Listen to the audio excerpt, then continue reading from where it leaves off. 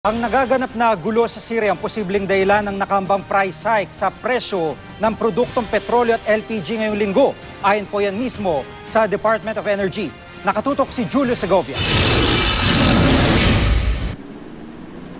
May impormasyon na ang Federated LPG Dealers Association na tataas ng mula 3 hanggang 4 na piso kada kilo ang presyo ng liquefied petroleum gas o LPG. 44 pesos na dagdag presyo yan sa kada tangke ng LPG.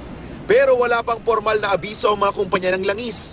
Dahil sa laki ng price hike, baka gawing pautay-utay ang pagpapatupad nito. Pero hindi raw maiiwasang maapektuhan ang presyo ng ilang paninda. Magiging negative naman kami na noon.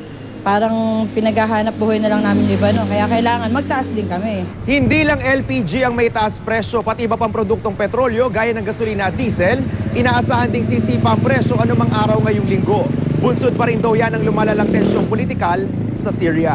Dahil nagkakagulo ang Syria, baka maapektuhan ang pag-transport at pag-extract ng oil galing sa Middle East.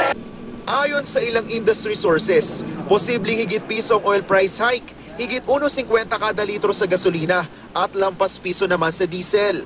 Ang grupong akto, muling ihihirit ang 2 pisong dagdag pasahe sa kasalukuyang 8 pesos na minimum fare sa jeep.